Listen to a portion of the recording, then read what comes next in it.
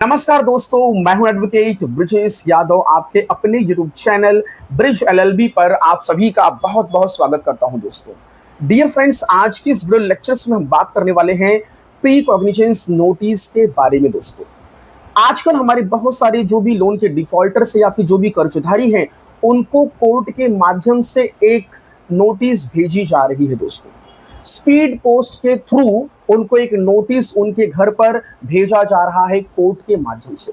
और जब ये नोटिस हमारे कर्जधारी लोन के डिफॉल्टर्स जब रिसीव करते हैं और जब उस एनवलप को ओपन करते हैं जो स्पीड पोस्ट के माध्यम से कोर्ट के द्वारा भेजी गई थी, जब उस एनवलप को ओपन करते हैं, उसमें से जब वो नोटिस को निकालते हैं और ओपन करके जब पढ़ने जाते हैं तो उस पर लिखा रहता है प्री कॉग्निजेंस की नोटिस। और दोस्तों, उस नोटिस के ऊपर बाकायदा कोर्ट का नाम लिखा रहता है, कोर्ट नंबर लिखा रहता है और कौन से मजिस्ट्रेट साहब हैं उनकी सील स्टैंप लगी रहती है, उनका हस्ताक्षर सिग्नेचर रहता है दोस्तों। और उसके अंदर कुछ सेक्शन धारा भी लिखी रहती है दोस्तों। तो जब ये कर्जधारी, ये जो भी लोन के डिफॉल्टर से जब उस नोटिस को पढ़ते हैं, देखते हैं, तो उनके अंदर एक डर का माहौल बन जाता है। वो काफी डर जाते, बहुत चिंतित और बहुत टेंशन में आ जाते हैं कि लगता है अब मेरे ऊपर कोर्ट केस हो गया, अब मुझे कोर्ट का बुलावा आ गया है, अब मेरा क्या होगा। लगता है अब मुझे पुलिस अरेस्ट कर लेगी या फिर मुझे जेल जाना पड़ेगा। इस प्रकार का उनके अंदर एक डर का माहौल बन जाता है जब वो इस प्रकार की नोटिस को रिसीव करते हैं, प्री कॉग्निजेंस की नोटिस को। दोस्तों, ये जो कर्जधारी जो लोन के डिफॉल्टर्स हैं, ये मेरे यूट्यूब के व्यूअर्स हैं, मेरे दर्शक हैं। जब ये मुझे इस नोटिस को भेजते हैं मेरे व्हाट्सएप नंबर पे और ये मुझे लिख के भेजते हैं कि सर अब क्या होगा, मुझे ये नोटिस आई है कोर्ट के माध्यम से, क्या मुझे अब जेल जाना पड़ेगा, क्या मुझे पुलिस अरेस्ट कर लेगी, अब क्या मुझे बेल कराना पड़ेगा। इस प्रकार से उनके मन में ये प्रश्न उठने लगते हैं और वो मुझे कॉल करके इसके संबंध में बातचीत करते हैं। तो दोस्तों, ये जो नोटिसेस कोर्ट के माध्यम से जो लोन के डिफॉल्टर्स कर्जधारियों को जो आ रही है, इसी नोटिस के संबंध में, इसी प्री कॉग्निजेंस नोटिस के बारे में आज हम इस वीडियो लेक्चर्स में, आज हम इस वीडियो क्लास में एकदम डिटेल्ड में और विस्तार में चर्चा करेंगे दोस्तों। और आपके मन में इस प्री कॉग्निजेंस नोटिस को लेकर जो एक डर का माहौल बैठा हुआ है कि अब क्या होगा, लगता है कि अब तो भैया मेरी वाट लग जाएगी, अब लगता है मुझे पुलिस अरेस्ट कर लेगी या फिर अब लगता है मुझे जेल जाना पड़ेगा। दोस्तों, ये जो आपके अंदर जो डर का माहौल बैठ गया है, आप जो डरे हुए हैं, सहमे हुए हैं, आज आपका जो डर है, इस डर को आज मैं समाप्त कर दूंगा। दोस्तों, सबसे पहले तो आपको यह समझना है कि प्री कॉग्निजेंस नोटिस का मतलब क्या होता है। दोस्तों, डियर फ्रेंड्स, जब हमारा पुराना कानून था CrPC, code of criminal procedure, तो उस समय एक सेक्शन हुआ करता था, सेक्शन 200। जब कभी भी किसी भी लोन के जो बोरोवर्स होते थे, जब वो लोन की ईएमआई को डिफॉल्ट करते थे, लोन की ईएमआई का जो भी बकाया जो राशि होता था उसका रीपेमेंट नहीं करते थे और इस चीज को वो लगातार आगे वो कंटिन्यू रखते थे। और उनका जब लोन अकाउंट उनका जब एनपीए में कैटेगराइज हो जाता था, उसके बाद बैंक और एनबीएफसी के माध्यम से, उनके जो भी लीगल टीम या फिर जो भी उनके वकील हैं, उनके माध्यम से जब इन लोन डिफॉल्टरों को, लोन बोरोवर्स को जब लीगल नोटिसेस भेजी जाती थी, उसके बाद भी जब इसका ये रिप्लाई नहीं किया करते थे, जब आप नहीं देते थे, तो बैंक और एनबीएफसी डायरेक्टली सीधे इन लोन डिफॉल्टरों और ये जो लोन के जो बोरोवर्स होते हैं, जो कर्जधारी होते हैं, इनके खिलाफ में डायरेक्टली सीधे मजिस्ट्रेट कोर्ट में कंप्लेंट फाइल कर दिया करते थे। और ये जो कंप्लेंट फाइल होती थी दोस्तों, ये होती थी सीआरपीसी 200 में, सेक्शन 200 में ऑफ सीआरपीसी। दोस्तों, और हुआ करता क्या और होता क्या था कि भैया जैसे ही कंप्लेंट फाइल हुई, वैसे ही तुरंत ये जो लोन के डिफॉल्टर जो कर्जधारी होते थे, इनके खिलाफ में मुकदमा और केस दर्ज हो जाता था। दोस्तों, और होता क्या था, जब ये बैंक और एनबीएफसी जब ये कंप्लेंट फाइल करते थे under section 200 of CrPC magistrate court में, तो होता क्या था, जो भी कंप्लेनेंट था, जो बैंक और एनबीएफसी थी, उनको सुना जाता था और उनके जो भी गवाह विटनेसेस या फिर जो भी उनके दस्तावेज, जो भी एविडेंस होते थे, उनको देखा जाता था और उसी के आधार पर, उसी के बेसिस पर ये जो लोन डिफॉल्टर जो कर्जधारी होते थे, इनके खिलाफ में कंप्लेंट फाइल हो जाती थी, मुकदमा दर्ज हो जाता था। और ये जो हमारे जो लोन के डिफॉल्टर जो कर्जधारी हैं, इनको सुना नहीं जाता था, इनके पक्ष को भी सुना नहीं जाता था, इनको अपना पक्ष रखने का मौका भी नहीं दिया जाता था अधिकतर। ऐसा पहले जो पुराना जो कानून था सीआरपीसी, उसमें हुआ करता था दोस्तों। लेकिन अब हुआ क्या, अब जब से हमारा जो नया कानून आया है बीएनएसएस, भारतीय नागरिक सुरक्षा संहिता, अब उसके अंदर एक नई सेक्शन, एक नई धारा आ गई है दोस्तों, सेक्शन 223 223 ऑफ बीएनएसएस दोस्तों। अब इसमें होता क्या है, अब अगर कोई भी लोन का डिफॉल्टर होगा या फिर कोई भी कर्जधारी होगा, यदि वो अगर लोन की ईएमआई को डिफॉल्ट करेगा या फिर जो भी बकाया राशि उसका पेमेंट यदि वो नहीं करेगा दोस्तों, और आगे चलकर यदि वो बैंक और एनबीएफसी के लीगल टीम के द्वारा भेजे गए लीगल नोटिसेस का अगर वो जवाब दाखिल नहीं करेगा, तो ऐसे में जब आगे चलकर बैंक और एनबीएफसी जब आपके खिलाफ में मजिस्ट्रेट कोर्ट में कंप्लेंट फाइल करेगी, तो अब होगा क्या, अब बैंक और एनबीएफसी के जो भी कंप्लेंट होगा उसको भी सुना जाएगा, उनके विटनेसेस, उनके गवाह, उनके दस्तावेजों को भी देखा जाएगा, और साथ ही साथ अब जिसके खिलाफ कंप्लेंट फाइल हुआ है, जो लोन का डिफॉल्टर है, जो लोन का बोरोवर है, जो कर्जधारी है, अब उसको भी समन्स करके, उसको भी नोटिस भेजकर उसको बुलाया जाएगा और उसको भी अपना पक्ष रखने का मौका दिया जाएगा दोस्तों। अब ऐसा नहीं होगा कि डायरेक्टली सीधे बैंक और एनबीएफसी ने कंप्लेंट फाइल कर दी तो मुकदमा और केस दर्ज हो जाएगा लोन डिफॉल्टरों के खिलाफ में। अब ये जो नया कानून आया है सेक्शन 223 ऑफ बीएनएसएस दोस्तों, अब इसमें एक ऐसा प्रावधान आ चुका है कि अब जो हमारे कर्जधारी है, जो लोन के डिफॉल्टर है, जो लोन के बोरोवर्स है, उनको भी अपना पक्ष रखने का अब मौका दिया जाएगा दोस्तों, और उनको सुनने के बाद ही आगे की जो प्रक्रिया होगी दोस्तों वो की जाएगी। जो कॉग्निजेंस लिया जाएगा वो दोनों को सुनने के बाद ही कॉग्निजेंस लिया जाएगा दोस्तों।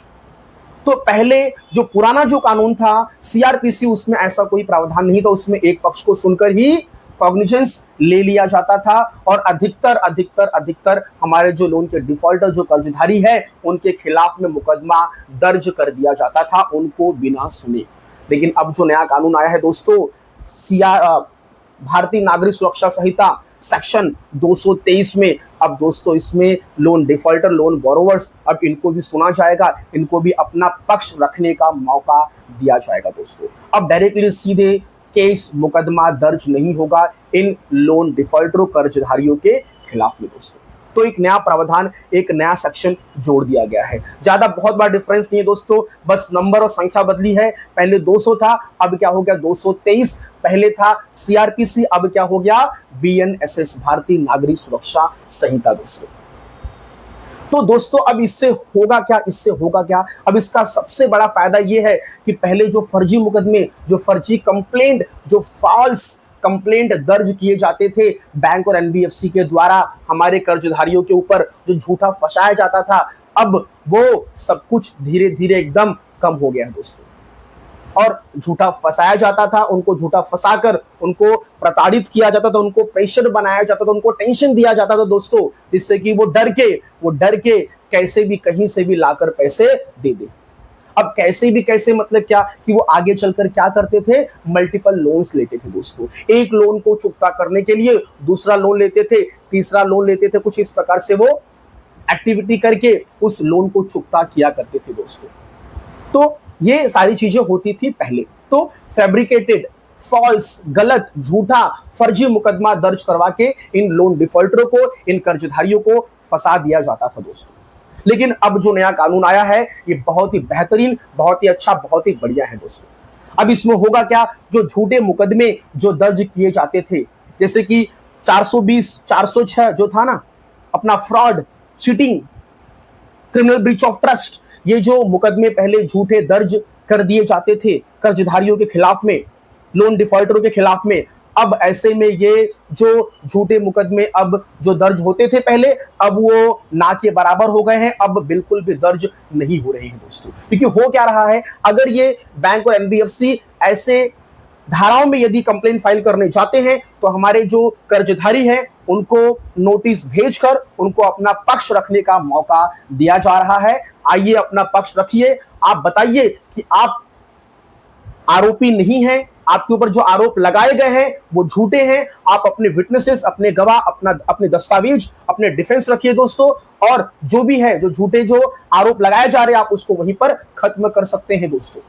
तो कहीं न कहीं अब आपको अपना पक्ष रखने का जो मौका है वो दिया जा रहा है अंडर सेक्शन 223 ऑफ BNSS दोस्तों। तो ये जो नोटिस जो भेजी जा रही है प्री कॉग्निजेंस की नोटिस दोस्तों, यही है सेक्शन 223 223 ऑफ BNSS, इसे ही कहते हैं प्री कॉग्निजेंस की नोटिस। दैट मींस कि आपके खिलाफ में कॉग्निजेंस लेने से पहले ही आपको सुना जाएगा, आपको आपके पक्ष में क्या बोलना है, आपको आपके पक्ष में क्या सबूत रखने हैं, आपके डिफेंस क्या वो रखिए।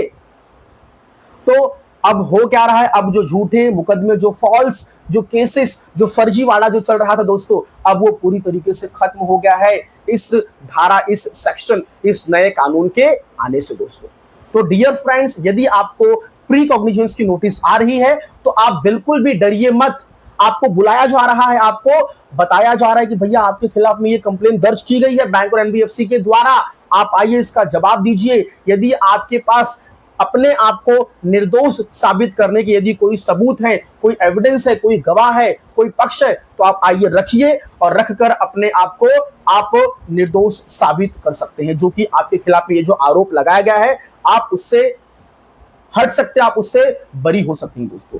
तो आपको बस करना क्या है कि जो भी आरोप, जो भी कंप्लेंट आपके खिलाफ में दर्ज की गई है, आप जाइए और वहां पे अपने सबूत, अपने पक्ष, अपने वकील के माध्यम से रखकर आप वहीं पर ही जो भी आपके ऊपर जो आरोप, झूठे आरोप जो लगाए गए हैं, आप उसको वहीं पर तुरंत खत्म करवा सकते हैं दोस्तों।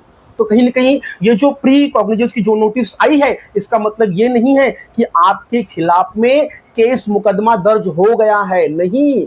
फ्यूचर में हो सकता है, यदि आपने इस नोटिस का जवाब नहीं दिया, आप वहां जाकर अपनी सफाई में, अपने पक्ष में आपने यदि अपने डिफेंस को नहीं रखा, तो आपने अपने बचाव के लिए यदि वहां पे जाकर आपने कोई डिफेंस, कोई सबूत, कोई गवाह या फिर अपने जवाब को दाखिल नहीं किया, तो हो सकता है कि आगे चलकर मजिस्ट्रेट साहब आपके खिलाफ में कॉग्निजेंस ले ले और आपके ऊपर मुकदमा दर्ज कर दे दोस्तों। तो डियर फ्रेंड्स, मेरा सिर्फ यही कहने का मतलब है कि भैया प्री कॉग्निजेंस नोटिस का मतलब ये नहीं कि आपके खिलाफ में, आपके ऊपर मुकदमा दर्ज हो गया है दोस्तों। तो आपको बिल्कुल भी डरना नहीं है, घबराना नहीं है दोस्तों। यदि आपको नोटिस आती है कि आपके ऊपर बीएनएस की धारा 318, 316 में मुकदमा दर्ज कर दिया जाएगा, आपको प्री कॉग्निजेंस की कोई नोटिस आई है, तो बहुत आसान है, बहुत सिंपल, बहुत सरल है। अपने वकील के माध्यम से जाइए, जो भी डेट मेंशन है, जो भी समय मेंशन है, जो भी कोर्ट है, उसमें जाकर पेश होके आप अपना जवाब दाखिल कर दीजिए दोस्तों। अब ये 318 बीएनएस की धारा 318, 316, अब ये आसान नहीं है कि आपके ऊपर वो इस धाराओं में मुकदमा दर्ज करवा देंगे दोस्तों, क्योंकि अब आपको भी आपका पक्ष रखने का मौका दिया जा रहा है। इसीलिए तो आपको नोटिस भेजी जा रही है, प्री कॉग्निजेंस की नोटिस दोस्तों। अब 318, 316 में आपको पता है कि भैया आपने जब लोन लिया था तो आपने ऐसा कोई फर्जीवाड़ा नहीं किया था, आपने कोई भी गलत दस्तावेज या फिर गलत डॉक्यूमेंट्स आपने नहीं दिए थे, आपने कोई डुप्लीकेट डॉक्यूमेंट्स नहीं दिए थे, आपने कोई छेड़छाड़ वाले या फिर कोई मॉडिफिकेशन वाला, अल्टरेशन वाला कोई डॉक्यूमेंट्स आपने बैंक के पास सबमिट नहीं किया था लोन लेते समय। तो आप सीधे जाकर सिंपली जो भी आपको वो प्री कॉग्निजेंस की जो नोटिस आई है, जो भी डेट आया है, जो भी डेट मेंशन, जो समय मेंशन, आप वहां पे जाकर आप अपना पक्ष रख दीजिए। तो आपके खिलाफ में ये जो आरोप लगा रहे बैंक और एनबीएफसी वाले, वो वहीं पर खारिज हो जाएगा दोस्तों।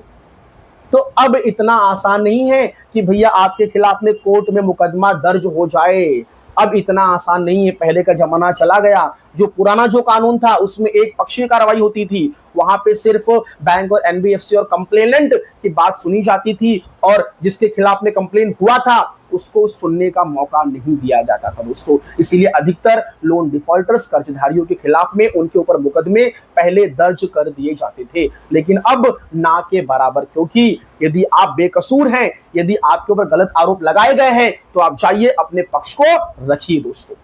तो डियर फ्रेंड्स, यदि आप लोन के डिफॉल्टर्स, लोन के बोरोवर या फिर कर्जधारी हैं, तो ऐसे में आपको बिल्कुल भी डरना नहीं है दोस्तों। यदि आपको इस प्रकार की कोई भी नोटिस आई है, तो प्लीज आप मुझे मेरे लीगल हेल्पलाइन नंबर पे, जो भी मेरा व्हाट्सएप नंबर है, आप उस पर मुझे इस नोटिस को भेजिए। उसका जवाब कैसे तैयार करना है, कैसे उस पर अपने डिफेंस को रखना है, कैसे जवाब दाखिल करना है दोस्तों, मैं आपको पूरा इसका आंसर, इसका पूरा मैं आपको जवाब दूंगा आपके मैटर को समझने के बाद। तो आपको डरना नहीं दोस्तों। यदि आप डर के भागेंगे, आप प्री कॉग्निजेंस नोटिस का जवाब नहीं देंगे, दिए गए तारीख पर यदि आप वहां पे जाकर अपने जवाब को दाखिल नहीं करेंगे, तो हो सकता है कि मे भी आपके खिलाफ में कॉग्निजेंस या फिर संज्ञान कोर्ट के द्वारा लिया जा सकता है दोस्तों। तो डियर फ्रेंड्स, प्लीज यदि आपको इस तरह कोई भी नोटिस आ रही है तो इस नोटिस को लाइटली या फिर हल्के में बिल्कुल भी ना ले। आप किसी वकील या फिर किसी अधिवक्ता के माध्यम से आप दिए गए प्री कॉग्निजेंस नोटिस में जवाब दाखिल करें दोस्तों। यदि आप नहीं करेंगे, आप भागेंगे, तो सिंपल सी बात है भैया कि आप इंटेंशनली, आप जानबूझकर आप पैसे नहीं देना चाहते हैं, आप विलफुल डिफॉल्टर हैं दोस्तों। ऐसे में कोर्ट को, मजिस्ट्रेट साहब को लगेगा और वो आपके खिलाफ में संज्ञान ले लेंगे, वो आपके खिलाफ में कॉग्निजेंस ले लेंगे दोस्तों, और आपके ऊपर मुकदमा दर्ज हो जाएगा। उसके बाद फिर आपको समन्स आएगी, समन्स पे जवाब दाखिल नहीं करेंगे, समन्स पे जाकर केस नहीं होंगे, आप वहाँ पे बेल नहीं करवाएंगे तो आपके खिलाफ में बेलेबल वारंट BW इशू हो जाएगा। फिर भी आप नहीं जाएंगे, बेल नहीं करवाएंगे तो आपके खिलाफ में non bailable warrant NBW issue हो जाएगा। उसके बाद फिर पुलिस को पावर प्राप्त हो जाएगी कि वो आपको आकर कहीं से भी, किसी भी परिस्थिति में आपको वो अरेस्ट कर सकती है दोस्तों। तो डियर फ्रेंड्स, यदि आप भविष्य में इन झमेलों को नहीं झेलना चाहते हो तो आपसे मेरा रिक्वेस्ट है कि प्लीज़ प्री कॉग्निजेंस नोटिस पे जाकर अपना जवाब दाखिल करिए। आपके जो भी सबूत, गवाह, आपके जो भी डिफेंस है, आप उसको रखिए और वहीं पर बैंक और NBFC के द्वारा किए गए कंप्लेंट को वहीं पर खारिज और डिसमिस और खत्म करवा दीजिए दोस्तों। सो डियर फ्रेंड्स, मेरा एक लीगल हेल्पलाइन नंबर है जो कि इस वीडियो के डिस्प्ले पे दिया हुआ है। आप उस पर मुझे कॉल करके आपके जो भी प्रॉब्लम, समस्याएं, जो भी दिक्कत आपकी आ रही है, आप मुझे डायरेक्टली सीधे संपर्क कर सकते हैं। और दिए गए नंबर का एक व्हाट्सअप भी है, उस पर आप व्हाट्सअप करके आपको जो भी नोटिसेस भेजी जा रही है आप मुझे भेजिए मेरे व्हाट्सअप पे, मैं उसका जवाब आपको बनाकर दूंगा दोस्तों। सो डियर फ्रेंड्स, मेरा ये वीडियो यहीं पे समाप्त होता है। आप लोगों ने इतना समय दिया, आप लोगों का बहुत बहुत धन्यवाद दोस्तों। यदि आपको मेरा ये वीडियो अच्छा लगा हो, पसंद आया हो, तो प्लीज़ मेरे इस वीडियोस को अपने दोस्तों के साथ में शेयर करिए। और साथ ही साथ यदि आप मेरे इस चैनल पर नए हैं तो प्लीज़ मेरे इस चैनल को सब्सक्राइब कर दीजिए दोस्तों, और साथ ही साथ बेल आइकन की जो बटन है उसको ऑन कर दीजिए, जिससे कि आपको भविष्य में लोन से संबंधित जो भी मैं वीडियोस बनाऊंगा उसका नोटिफिकेशन, उसका मैसेज सबसे पहले आपको जाए दोस्तों। और यदि मन में कोई भी प्रश्न है, कोई भी डाउट्स है, कोई भी क्वेश्चंस है, तो प्लीज़ कमेंट सेक्शन में लिखिए, मैं उसका आपको जरूर जवाब दूंगा दोस्तों। थैंक यू सो मच, धन्यवाद।